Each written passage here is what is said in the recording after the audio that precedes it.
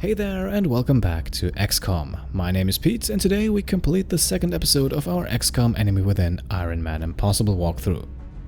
Before we jump into the action, let me quickly do the honors and announce the winner of the XCOM Complete Pack giveaway. The first episode received over 2,000 comments, but user N. Rempel was lucky enough to get the draw, so congratulations. To claim your prize, please get in contact with me. You can send me a private message on Facebook or Twitter, or send me an email to pete@petecomplete.com. And with that out of the way, let's get started. In our last episode, we kicked off the series with our very first mission in Nigeria, and thankfully all 4 of our squad members survived and got promoted. We also had a brief first look at the rest of the crew, made up entirely from patrons in the patron naming rights tier, and very important for what attempts to be a completionist playthrough, we also unlocked our first achievement. Today we'll take a closer look at research and engineering, and of course we'll also jump into our second mission, and let's start with research first and get to know Dr. Valen. Hello, Commander. My name is Dr. Valen. I oversee the research labs. This is where all of XCOM's research and development takes place. We have already begun analyzing the artifacts recovered from our first encounter with the aliens. Based on our preliminary findings, we believe we can use them to develop some new equipment for our soldiers. With your approval, we will begin research immediately.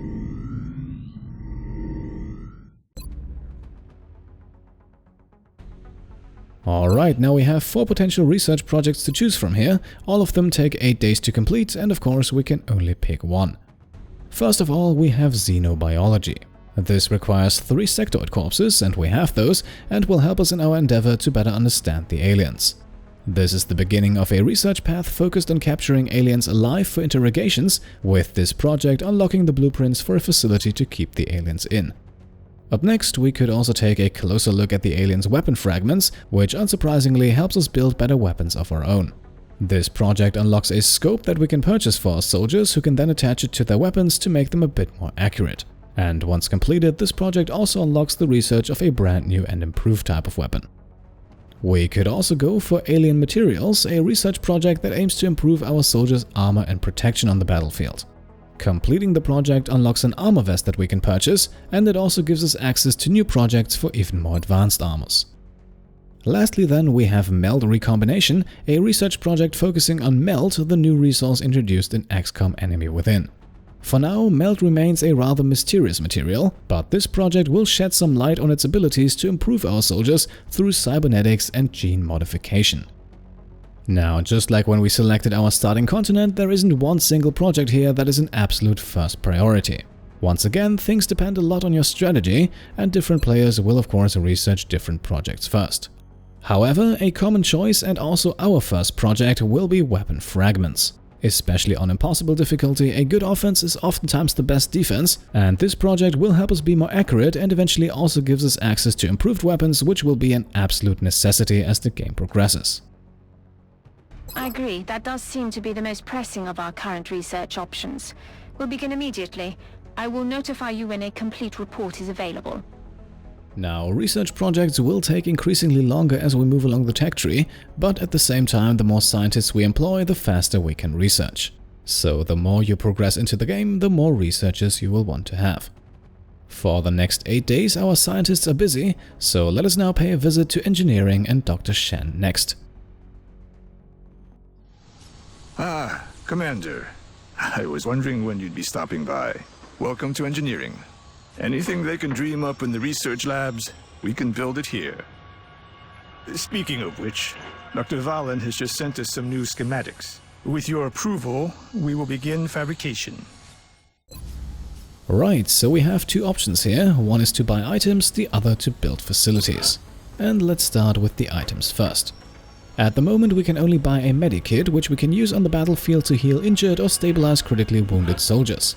And this item can quite literally be a lifesaver if things go wrong, so we'll buy one. By the way, should we use it in the next mission, that does not mean that the item is gone at that point.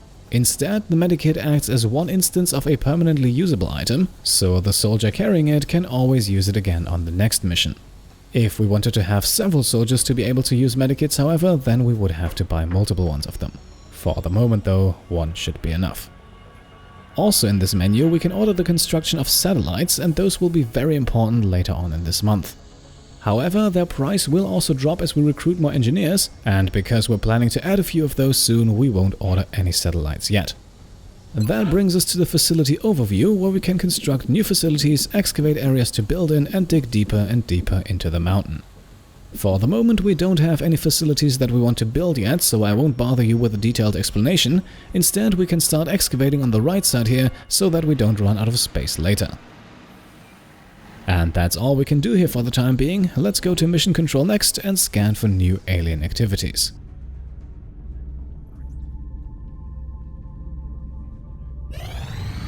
Alright, here we are, our first abduction mission in which we can choose where we want to go. 3 countries on 3 different continents have been hit, and all 3 offer different rewards for completing the mission. Commander, we've picked up multiple requests for assistance. Abductions in progress are marked on the hologlobe. China would give us 4 engineers, reducing costs for satellites and also unlocking the workshop for construction, while Germany would give us 4 scientists, speeding up research and unlocking the laboratory, and Argentina would give us a straight-up cash bonus.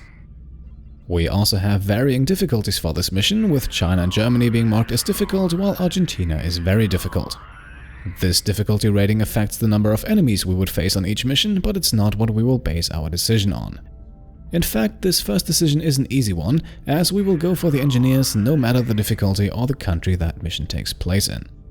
Those engineers are vital to our strategy in this first month, as they allow us to produce enough satellites and also enable the construction of a few very important facilities. So, China it is, let's head down there and kill some aliens. Our squad will be the same as it was last mission. We'll take Adam Work, Emilia Solberg, Roselius Wargel and Andrea Cook.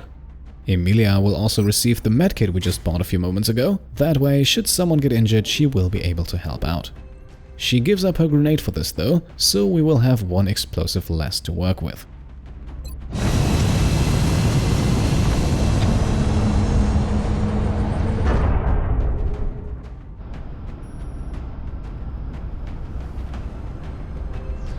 We have visual on the mission site, setting down. Since we picked a difficult mission and not a very difficult one, we'll be facing 10 sectoids on this map, 2 more than we had in the last mission, but still 2 less than we would have faced in a very difficult mission. We're heading into China for the next operation. Alien activity continues to surge within several major cities. Our response is crucial to minimizing the spread of panic.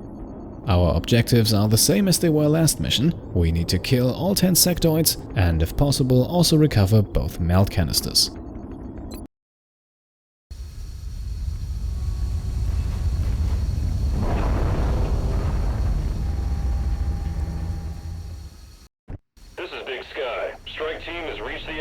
Requesting authorization to deploy. Solid copy, Big Sky. Strike 1 is cleared to engage. The map here, by the way, is the fast food restaurant, a fairly straightforward map with 1 big building in the middle and a lot of cars all around.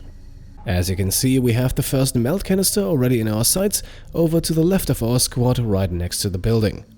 Our assault Adam Work will be the one to retrieve it, since he can use his run and gun ability to cover a bit more ground if necessary, while the rest of the squad moves closer to the restaurant and goes on Overwatch. Wargul and Work will both switch to their pistols for this, otherwise the sniper could not use Overwatch at all, and for the assault the pistol is a bit more accurate than the shotgun. No aliens in sight, however, and so on the next turn we move Adam a bit closer. On the right flank, our heavy moves into full cover and immediately uncovers some aliens, and unfortunately it's not 1 nest but 2 of them for a total of 4 sectoids. They have fallen back a bit though, and so we can safely move up with Emilia as well, while Roselius dashes over to the right flank to get a better line of fire should the aliens advance. Everyone who's able to will be put on Overwatch now, and it doesn't take long until we can fire the first reaction shot.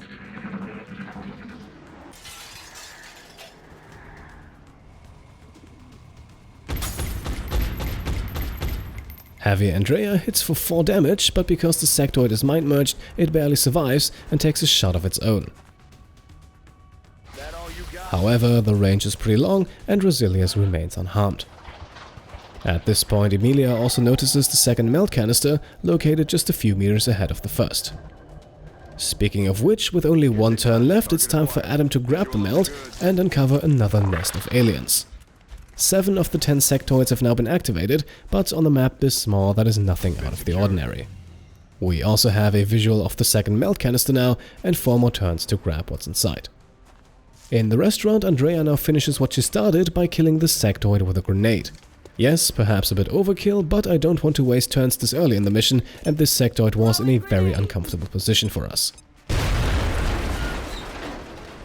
Emilia can now move up and into heavy cover, but she doesn't have a good shot yet, so she remains on overwatch. And the same goes for Wargal, who has switched back to the sniper rifle. Assault Adam, meanwhile, doesn't have a lot of movement left, so he'll hunker down instead to further increase his defense.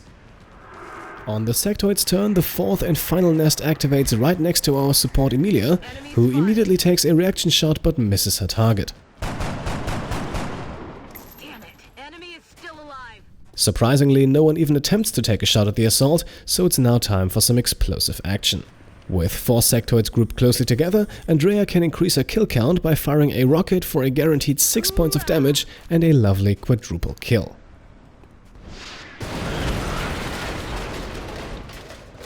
This still leaves Emilia in a flanked position, but Adam and his shotgun are just within range to take this sectoid out as well.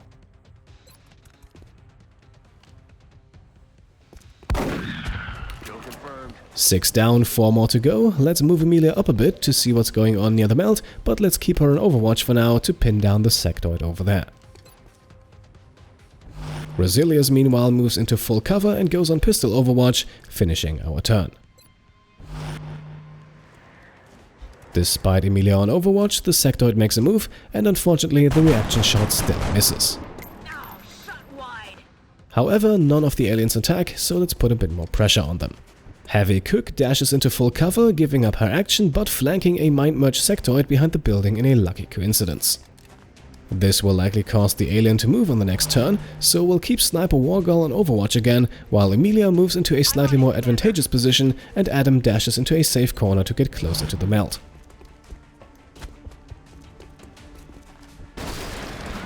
As expected, the flanked sectoid makes a move, Wargal takes aim, but his reaction shot goes wide.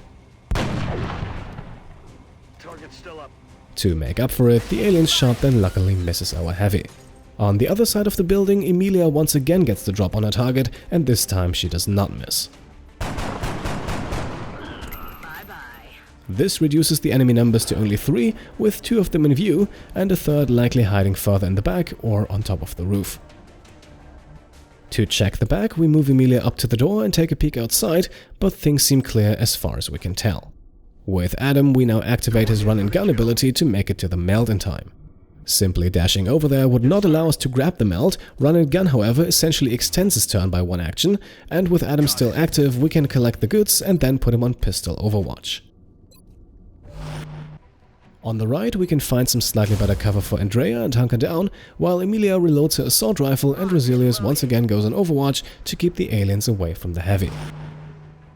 This causes the sectoid inside of the restaurant to fire at the sniper, but the shot goes wide again.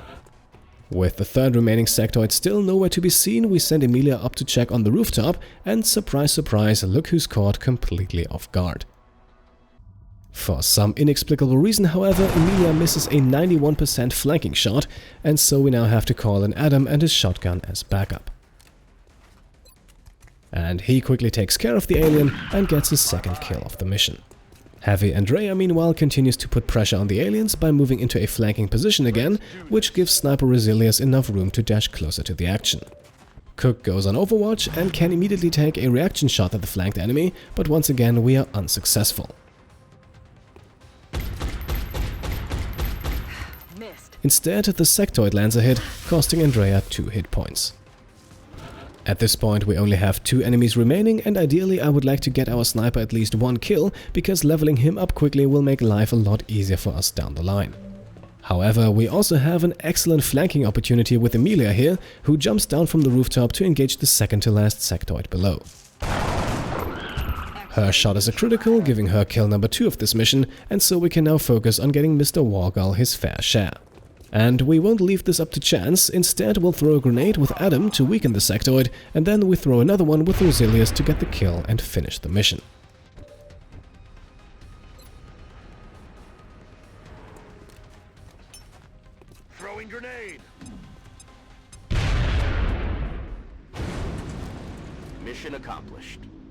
So here we are, an almost perfect mission apart from the hit on our heavy, who was definitely the hero of this mission with a total of 5 kills, all of them very explosive.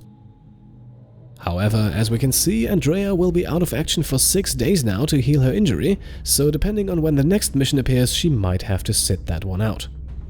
Because this was our second abduction mission, we received the Urban Combat Badge, a medal that we can award to one of our soldiers for either a defensive or an aiming bonus. In terms of loot, we unfortunately missed out on a few weapon fragments this mission because of the high number of explosive kills, but unless we continue to use those explosives excessively, we should have enough fragments for the first few research projects. Because we obtained engineers in this mission, we unlocked the workshop facility, which will produce additional engineers. And that is very important because we need to have 10 engineers very soon, and unless we build a workshop, there is no guarantee that we will be able to get them. As a result of this mission, 4 engineers already join us, but that is not enough. Additionally, panic in China, the country where this mission took place, decreases by 1 point, while panic in South America and Europe, so 2 entire continents, increases. We'll talk a bit more about panic and its causes and effects in the next episode. For now, let's just keep in mind that helping one country over the others will not come without penalties. We will be in touch, Commander. Commander, you can now honor our soldiers by awarding them medals for accomplishments you deem appropriate. You can view and award medals in the barracks.